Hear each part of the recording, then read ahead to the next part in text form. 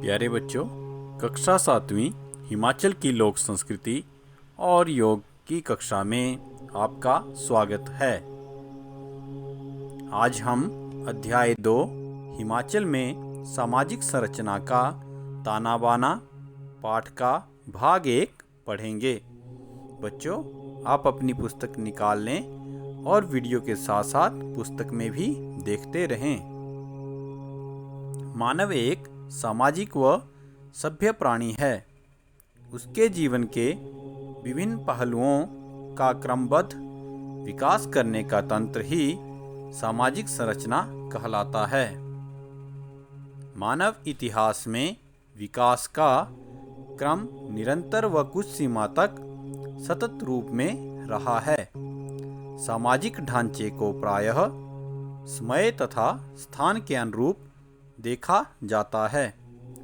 बच्चों, मानव जो है वह एक समाज से जुड़ा हुआ और सभ्य प्राणी है। उसके जीवन के विभिन्न पहलुओं में जो क्रम से वृद्धि होती है, क्रम से जो विकास होता है, वह ही सामाजिक संरचना कहलाता है। मानव के इतिहास में विकास का जो क्रम है निरंतर वह कुछ सीमा तक लगातार रूप में रहा है। आगे देखते हैं। मानव समाजीकरण की संस्थाओं के माध्यम से सभ्यता का विकास कर सका है।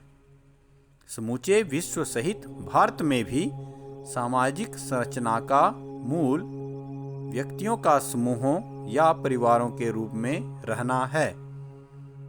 व्यक्ति का जो विकास हुआ वह कैसे हुआ?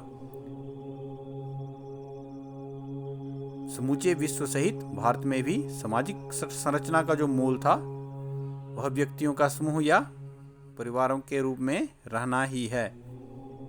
हिमाचल प्रदेश में भी सुव्यवस्थित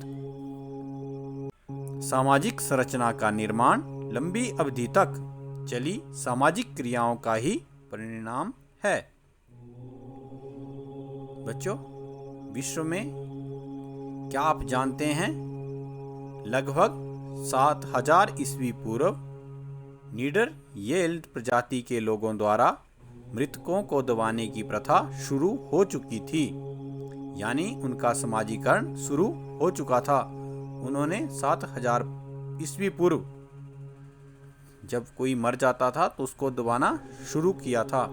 भारत में भी मानव सभ्यता का समाजीकरण सिंधु सभ्यता काल तक काफी विकसित हो चुका था। हिमाचल प्रदेश में भी इस सभ्यता का प्रभाव पड़ा है तथा आर्यों ने यहाँ गांव के विकास को दिशा प्रदान की थी। सिंधु घाटी सभ्यता जो थी उसका प्रभाव हिमाचल में भी पड़ा और यहाँ गांव में विकास जो है वह इसके अनुरूप हुआ। हिमाचल प्रदेश में सामाजिक संरचना का इतिहास आज हम आरंभिक अवस्था भाग 1 में पढ़ेंगे।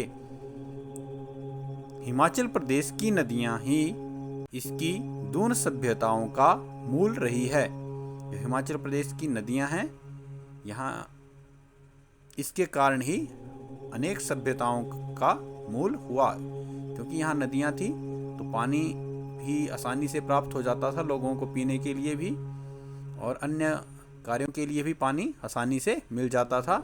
इसलिए यहाँ पर अनेक सभ्यताओं की शुरुआत हुई तथा उपजाऊ भूमि की उपलब्धता ने कोल, प्रोटो ऑस्ट्रेलियाइड, इसके पश्चात मंगोलाइड व आर्यन लोगों को यहाँ बसने के लिए आकर्षित किया। बच्चों, नदी और उपजाऊ भूमि होने के कारण यहाँ जो है लोग बसने के लिए आए और यहाँ बसे। मुंडा भाषी लोग कोल व्यक्तियों ने सुरक्षा व शांति की तलाश में विभिन्न घाटियों व जंगलों में भी निवास किया। जो मुंडा भाषी कोल व्यक्ति थे उन्होंने सुरक्षा और शांति की तलाश में भिन्न भिन्न घाटियों और जंगलों में निवास किया। जो मुंडा भाषी कोल व्यक्ति थे वह अपने आप को सुरक्षित करना चाहते थे और शांत वातावरण में रहना चाहते थे, इसलिए उन्होंने जंगलों में निवास किया। आर्यों की खस शाखा ने वैदिक आर्यों से पूर्व हिमाचल के क्षेत्रों पर आधिपत्य कर लिया। इस तरह कोलों की भूमि खस भूमि बन गई। जो खस शाखा थी उन्होंने क्या किया, उन्होंने कोलों की भूमि पर अपना आधिपत्य स्थापित कर लिया और वह खस भूमि बन गई। लगभग 1000 ईस्वी पूर्व हिमाचल प्रदेश में किरात प्रजाति के लोगों ने प्रवेश किया व यहाँ के लोगों पर आंशिक प्रभाव छोड़ा। पहाड़ी रियासतों में ऋग्वेद काल में संभवतः परिवार, बरिंद व खुंद ही राजनीतिक इकाइयाँ थीं। बरिंद कई परिवारों का समूह था जिसका विस्तार किया जाता रहा। बरिंद किसे कहते थे? कई परिवारों का जो समूह होता था उसे बरिंद कहा जाता था। इसी से जनपद बने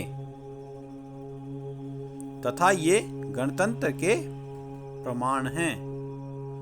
महाभारत काल में हिमाचल प्रदेश का क्षेत्र छोटे छोटे गणतंत्रों में बंटा हुआ था। मलाना संभवतः हिमाचल प्रदेश का प्राचीनतम एवं एकमात्र जीवित गणतंत्र है। कुल्लू में जो मलाना गांव है वहां पर सबसे प्राचीनतम एवं एकमात्र जीवित गणतंत्र है। आज भी यहाँ पर यह है।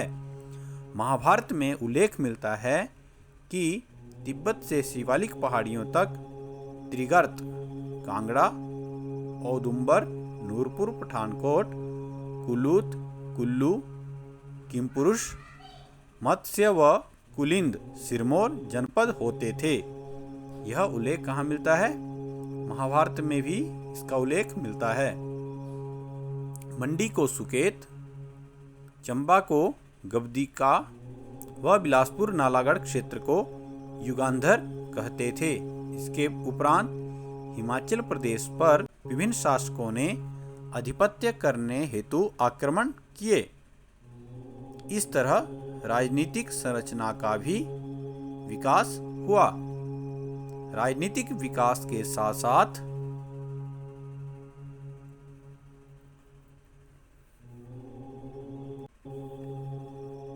आर्थिक गतिविधियां बढ़ी तथा वस्तुओं का आदान प्रदान बढ़ने लगा।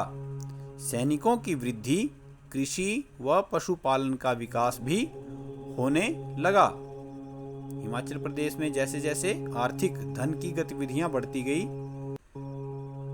वस्तुओं का आदान प्रदान होने लगा, तो यहाँ पर कृषि पशुपालन का भी विकास हुआ।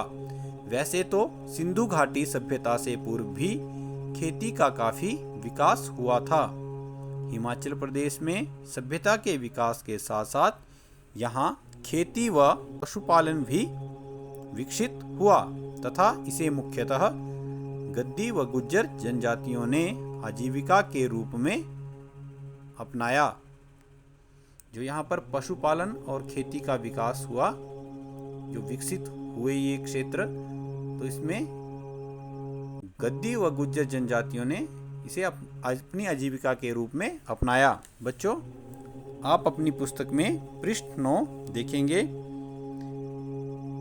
हिंदू धर्म ने सिंधु घाटी सभ्यता के साथ साथ यहाँ फैलना शुरू किया। ह्यून-सांग के विवरण दर्शाते हैं कि बौद्ध धर्म का विस्तार 630 ईस्वी तक काफी सीमा तक हो चुका था। जो बौद्ध धर्म है, महात्मा बुद्ध के द्वारा जो प्रसारित किया गया, जो महात्मा बुद्ध के उपदेश जिसमें हैं, वह 630 ईस्वी तक काफी सीमा तक प्रसारित हो चुका था।